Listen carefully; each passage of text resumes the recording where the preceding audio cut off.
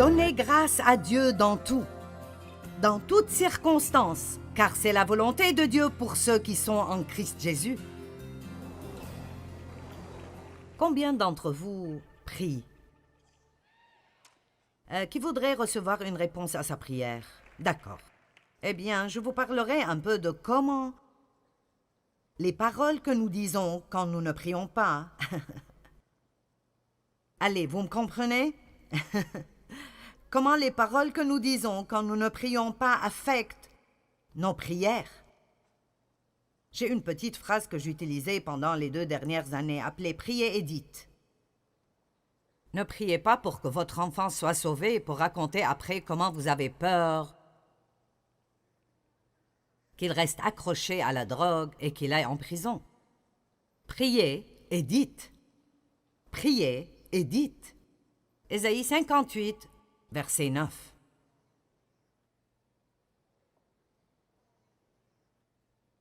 Peut-être que certains d'entre vous qui ont entendu que j'allais enseigner à propos des paroles ce soir, vous avez pensé « Oh, je n'ai pas besoin de cela, je n'irai pas. » Mais vous avez besoin de cela, et moi aussi. Dieu s'occupe de moi à un niveau plus profond à propos des paroles de ma bouche. Et j'ai dit à quelqu'un aujourd'hui, je pense que ça va être ma fête. Je me suis améliorée, mais je ne suis pas parfaite en cela. Ceux qui parlent beaucoup ne le sont pas. Et même vous, les silencieux, vous ne le dites peut-être pas à haute voix, mais c'est là-dedans. Nous avons besoin de paroles intérieures qui doivent changer. Amen. Et je veux changer. Je veux m'améliorer. Je suis trop vieille pour perdre mon temps. Je veux avoir la victoire. Ce qui m'a pris 5 ans pour vaincre il y a 20 ans, je veux l'avoir en 5 jours maintenant. Je ne veux pas traîner et traîner, je veux que Dieu me montre la puissance de mes paroles d'une telle façon que j'aurai en moi une crainte révérentielle de Dieu pour ne pas dire des choses qui me blesseront ou blesseront quelqu'un d'autre. Et seul Dieu peut nous révéler cela. Alors si vous ne pensez pas que vous avez besoin de cela ce soir, je prêcherai à moi-même parce que j'en ai besoin. Amen. Ésaïe 58. Verset 9, Ésaïe 58 parle de ce qui plaît à Dieu et ce qui ne lui plaît pas. Mais ceci parle des prières répondues et les paroles de notre bouche. Quand tu appelleras, l'Éternel répondra. Quand tu crieras à l'aide, il dira « Je suis là ». Ah, combien d'entre vous voudraient cela? Si, que tout le monde dise « si ». Si, du milieu de toi, tu supprimes le joug de l'oppression, où que tu le trouves, les gestes menaçants, vers l'opprimé ou le juste, et tu supprimes toute forme de propos erronés, sévères, injustes et méchants. Wow! Donc c'est très clair que Dieu dit, vous voulez que je réponde quand vous appelez? Vous voulez que vos prières soient répondues très rapidement? Alors, voici quelques trucs que vous devez faire pour rendre ces prières plus efficaces. J'ai pris un engagement, novembre passé ou décembre, que je voulais prier plus que jamais. Et cela ne veut pas dire que je suis à genoux des heures chaque jour. Ça veut juste dire que je prie à propos de choses tout de suite. Je regarde et je prie, je vois des choses, je prie immédiatement, avec toutes sortes de prières, la gratitude, la louange, la pétition, l'intercession pour d'autres personnes. Et je veux que ces prières soient répondues. Je ne veux pas être engagée dans quelque chose qui est infructueux et où je perdrai mon temps. Et je crois, pour moi, alors je partagerai avec vous ce que je reçois pour moi. Je crois que Dieu s'occupe de moi à un niveau plus profond à propos des paroles de ma bouche, parce que si je prierai plus et aurai de meilleures réponses plus vite, alors il doit me montrer l'autre côté de cela aussi. Et je ne pense pas que j'ai toujours un grand problème avec ma bouche, mais tout problème est trop grand pour être gardé et ne pas nous en occuper. Amen.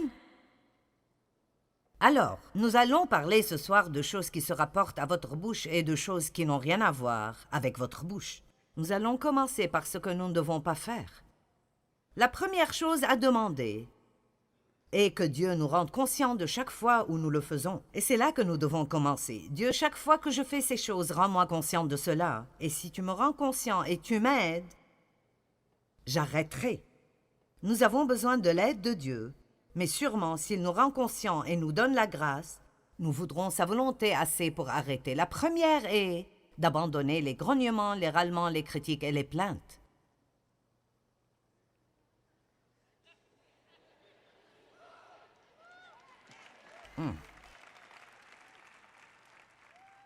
Vous ne pouvez plus vous plaindre à propos de votre travail, ni à propos de votre patron, ni à propos de votre vieille voiture, votre maison minuscule ou quoi que ce soit que vous n'aimez pas, d'accord? Ce mari pour lequel vous avez cru Dieu, ces enfants pour lesquels vous avez prié. Les Israélites ont marché dans le désert pendant 40 ans pour faire un trajet de 11 jours. C'est triste. Et l'une des plus grandes raisons est qu'ils n'arrêtaient jamais de se plaindre. Quand ils auraient dû remercier, ils ont grogné. Quand ils auraient dû se rappeler et prophétiser les promesses de Dieu, ils grognaient et se plaignaient. Ils râlaient à propos de Moïse, ils râlaient à propos de Dieu, ils râlaient à propos de leur manne miraculeuse qui tombait du ciel. Sûrement qu'ils râlaient à propos de la nuée et de la colonne de feu aussi. Ils grognaient à propos d'absolument tout. Lisons ces versets pour que vous sachiez que je dis la vérité. Exode 15, 24. Est-ce que quelqu'un d'entre vous grogne parfois? Écoutez-moi, les femmes savent bien marmonner. Maintenant, je ne dispense pas les hommes, mais nous avons ceci entre nos dents. Je pense maintenant à quand Dieu s'occupait de moi il y a des années, si fortement à propos d'être une épouse soumise. Et cela a été difficile pour moi parce que j'ai été abusée et je m'étais juste fait beaucoup de promesses. Aucun homme ne me dira jamais quoi faire de nouveau. Et alors, vous faites des vœux comme ça pendant une longue période de temps et puis vous avez des difficultés à être soumise à quoi que ce soit avant d'avoir une révélation à ce propos. Donc je me souviens que Dave n'était pas d'accord avec moi à propos de quelque chose et il voulait faire quelque chose d'autre. Et je disais « D'accord ». Puis je partais « Oui chérie, c'est toujours toi. Tu dois toujours avoir ce que tu veux. Non. » Maintenant, je sais que personne d'entre vous ne fait ça. Je vous dis juste comment j'étais. Mais vous savez, où votre patron vous dit quelque chose et vous souriez, et puis vous partez « C'est abruti, tout ce qu'il fait toujours est... Ou même pire encore, vous allez du râlement au commérage tout carrément. Prenons ceci à un niveau plus élevé. J'en suis plus folle chaque minute. J'aime mon message ce soir. Je ne sais pas pour vous, mais je l'aime bien.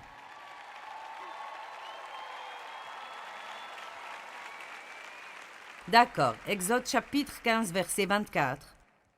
Alors le peuple se plaignit de Moïse en disant « Donc, qu'allons-nous boire » Exode 16, verset 2.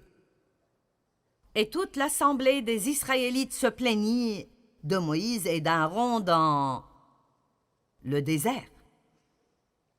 Chapitre 17, verset 3. Vous voyez, ils se sont plaints à travers l'Exode, à travers les nombres, et ils tournaient encore et encore et encore autour de la même montagne. Puis-je vous dire que quand vous vous plaignez, vous restez? En fait, j'ai trouvé une définition dans le dictionnaire et j'aurais dû écrire le nom du dictionnaire. Je ne me rappelle plus lequel c'était, mais il disait que se plaindre veut dire rester et passer la nuit. Donc je dis, plaignez-vous et restez. Louez et soyez élevés. Amen. Nous pouvons faire soit ce que les Israélites ont fait, soit ce que Jésus a fait. Et même en souffrant, nous pouvons toujours louer Dieu. Même quand les choses font si mal que nous n'arrivons pas à supporter, vous avez l'autorité sur votre bouche. Vous avez l'autorité sur vos paroles et personne ne peut vous faire dire quoi que ce soit de force. Amen. Vous me regardez avec les yeux grands ouverts là-bas. Philippiens 2, 14. J'aime celui-là.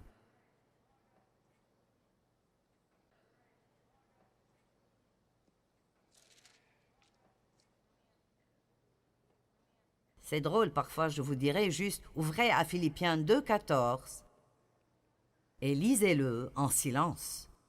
Je n'ai pas besoin d'attendre très longtemps. Et c'est comme... Faites toutes choses. Toutes choses. Oh, mon Dieu.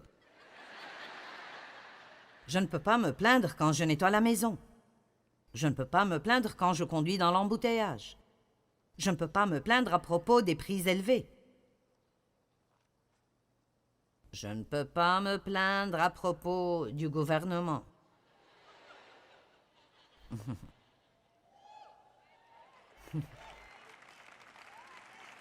Nous pouvons prier pour eux.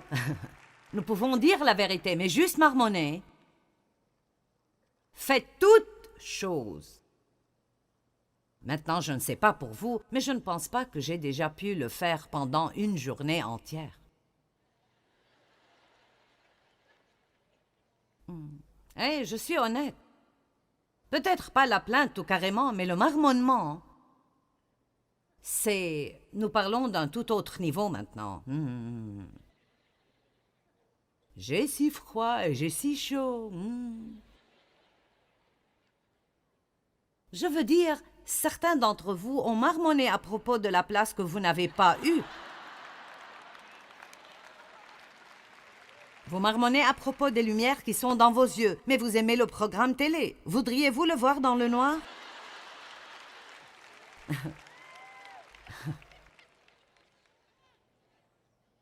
Vous savez, nous sommes accros au confort. Juste absolument, dans notre société, nous sommes accros au confort.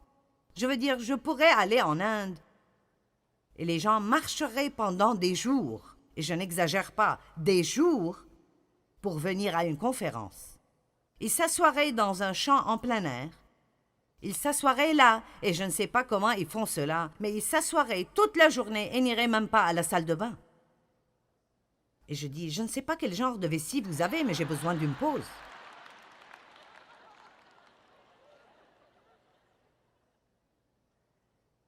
Nous avons tellement, et malheureusement, tout ce que nous faisons est de marmonner à propos de la partie que nous n'avons toujours pas. Mais cela peut changer. Ça peut changer rapidement, ça peut changer radicalement, et nous pouvons prendre la décision ce soir. C'est le moment, je trace la limite maintenant. Vous pouvez inviter Dieu, mais ne lui donnez pas une invitation si vous ne voulez pas qu'il l'accepte. Mais vous pouvez inviter Dieu. Je veux, Seigneur, que tu contrôles ma bouche et je veux que tu commences à me faire savoir chaque fois que je te déplais avec mes paroles. Ne me laisse plus vivre comme cela. Je ne veux plus vivre avec cela.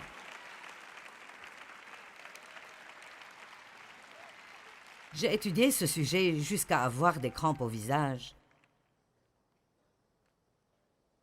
Et j'ai toujours besoin de l'étudier. Dave n'a pas autant de problèmes que moi parce qu'il est plus silencieux. Je veux dire, tout le temps que j'ai été mariée avec Dave, et je n'exagère pas, hein, je l'ai entendu dire peut-être 3 fois qu'il n'aimait pas quelqu'un. Je veux dire, j'ai eu 50 ans avant de trouver 3 personnes que j'aimais.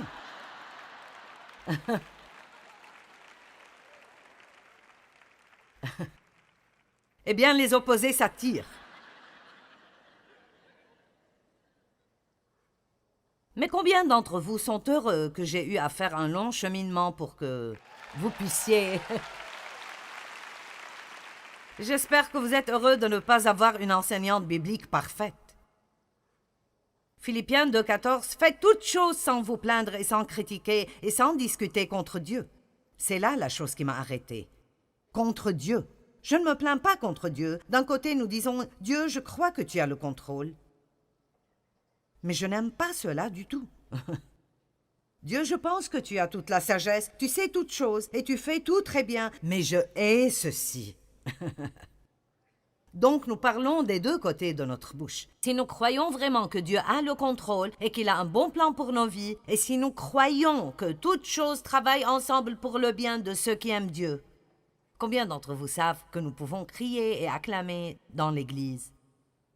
La louange était bonne ce soir. N'importe qui serait heureux dans cette louange. Et vous savez, la prédication aide. Vous aimez cela aussi, mais ultimement, vous devez retourner à la maison. Le groupe de louanges n'ira pas avec vous. Je n'irai pas avec vous, j'irai à la maison. Je serai à la télé le lundi matin pour vous donner un autre petit étirement si vous en avez besoin. Mais qui sait ce que je veux dire? Tout cela paraît bien. Hein? Mais quand nous faisons face à des circonstances, c'est là que ça doit marcher. Ça devait marcher pour Jésus dans le jardin quand les disciples se sont endormis. Ça devait marcher pour Jésus quand il a été testé et tenté par l'ennemi pendant 40 jours dans le désert. C'est là que ça devait marcher. Le diable lui a dit, et Jésus a dit au diable. Le diable lui a parlé et il a répondu. Apprenez comment répondre au diable. Arrêtez de le laisser vous parler et vous rendre déprimé. Le diable dit que je suis déprimé, alors je suis déprimé. Il dit que mes enfants se fourreront dans des problèmes et c'est comme ça. Nous devons apprendre pour qui nous serons un porte-parole. Nous serons un porte-parole pour Dieu ou un porte-parole pour l'ennemi. Alors débarrassons-nous de tout ce marmonnement, ces critiques, ces plaintes. Les choses suivantes dont il faudrait se débarrasser sont les commérages, le jugement, la critique et divulguer les secrets des gens. Wow! Nous devons apprendre comment couvrir les fautes des gens, ne pas les exposer. Vous ne croirez pas ce qu'elle a fait. Vous ne croirez pas qui j'ai vu l'autre jour en train de faire ceci et cela et tel avec tel et tel. Pourquoi est-ce que nous aimons ce genre de choses? C'est juste quelque chose de charnel. Nous voulons raconter, être ceux qui savent, nous voulons tout savoir et dire des choses. Vous pouvez commencer la plus grande foire dans votre vie en disant des choses que vous ne devriez pas dire, en disant des choses à propos de gens que vous ne devriez pas dire, et puis ça revient et ça devient un grand problème dans vos vies. Avez-vous dit les secrets de quelqu'un et puis ils ont découvert que vous avez dit leurs secrets? Ce n'est pas très confortable. Matthieu 7, 1 à 8. C'est la soirée de la Bible. J'ai beaucoup de versets. Ce truc de la bouche n'est pas mon idée, c'est l'idée de Dieu. Ne jugez pas, ne critiquez pas et ne condamnez pas autrui, afin que vous ne soyez pas jugés, ni critiqués, ni condamnés. Car tout comme vous jugez et critiquez et condamnez autrui, vous serez jugés et condamnés et critiqués. À Winston-Salem, il y a 2 semaines, j'ai enseigné sur le don de la miséricorde. Et d'après la mesure dont vous mesurez quand vous jugez d'autres, on vous mesurera à vous aussi. Maintenant, chaque 4 ou 5 mots sont un message entier en eux-mêmes. Ne jugez pas, la mesure de miséricorde que vous donnez à d'autres est la mesure de miséricorde qui vous reviendra. Pourquoi vois-tu les grains de sciure qui sont dans l'œil de ton frère et ne vois-tu pas, n'aperçois-tu pas la poutre qui est dans ton propre œil? Pourquoi essayes-tu d'enlever le cure-dent qui est dans l'œil de ton frère quand tu as un poteau dans ton propre œil?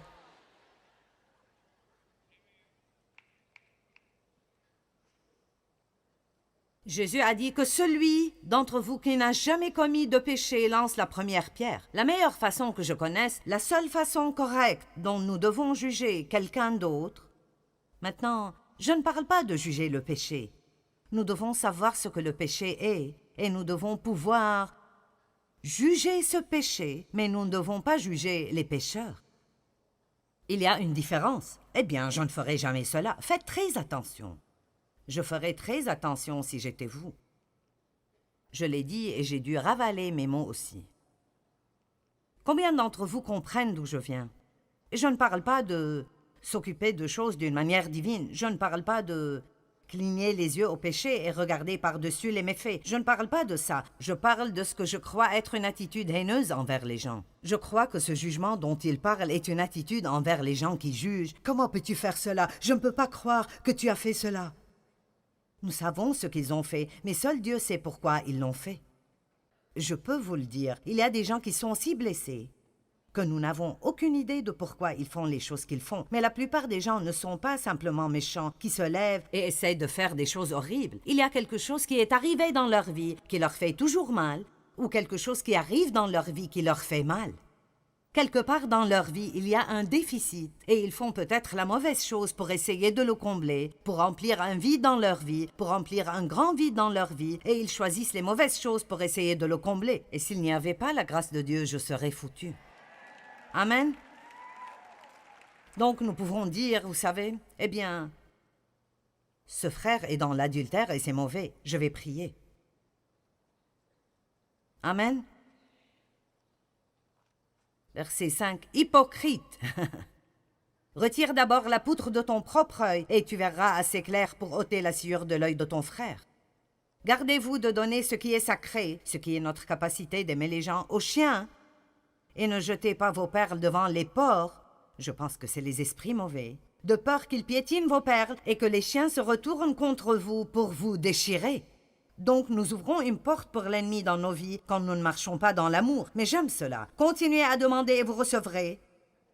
Continuez à chercher et vous trouverez. Continuez à frapper et l'on vous ouvrira la porte. Donc il va tout de suite de parler de ne pas juger ni critiquer les gens à la prière et à persévérer dans la prière. Donc nous ne pouvons pas juste penser que ce sont deux sujets totalement indépendants. Il doit dire ici... Je veux que vous priez et que vous frappiez jusqu'à ce que quelqu'un ouvre et que vous cherchiez jusqu'à ce que vous trouviez. N'abandonnez jamais la prière. De bonnes choses arrivent, mais comment traitez-vous les gens?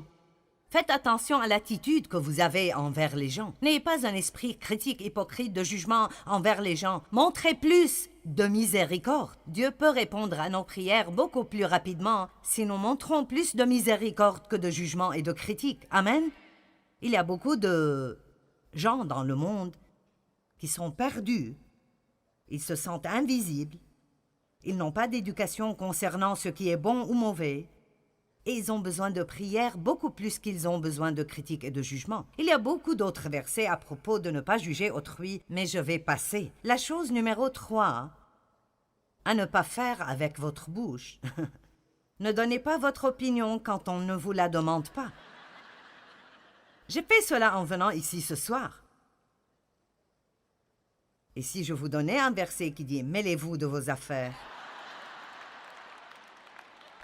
vous voulez l'entendre? Très bien, j'y suis. 1 Thessaloniciens 4, 9.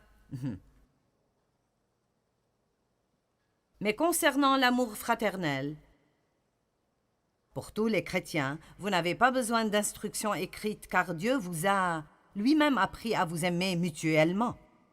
Et c'est ce que vous faites déjà, vous étendez et montrez votre amour envers tous les frères et sœurs à travers la Macédoine. Mais nous vous invitons et nous vous exhortons ardemment, frères, à faire toujours plus de progrès dans cette région en mettant votre ambition et votre point d'honneur, ce qui veut dire faites un effort, à vivre dans la tranquillité et dans la paix, à vous occuper de vos propres affaires,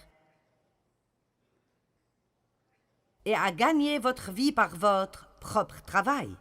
Donc, ceci dit, restez occupés à faire de bonnes œuvres, occupez-vous de vos affaires et fermez la bouche. Amen. La plupart d'entre nous parlent probablement plus que nous faisons quoi que ce soit d'autre, mais nous ne savons peut-être pas, ou on ne se rappelle pas, combien nos paroles sont importantes.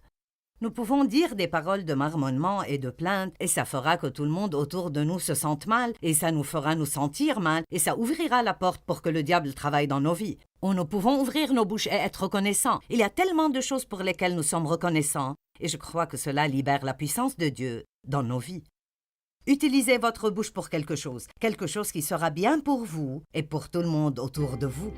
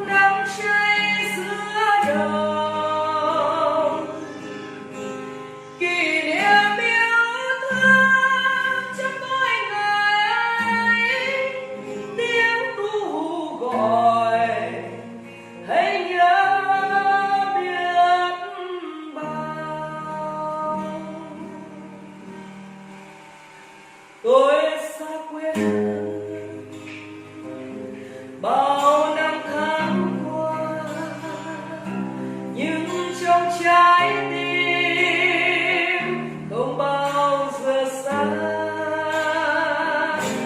Nơi mẹ ru con hiu hiu chưa hè, mùa lụt nước lũ bắt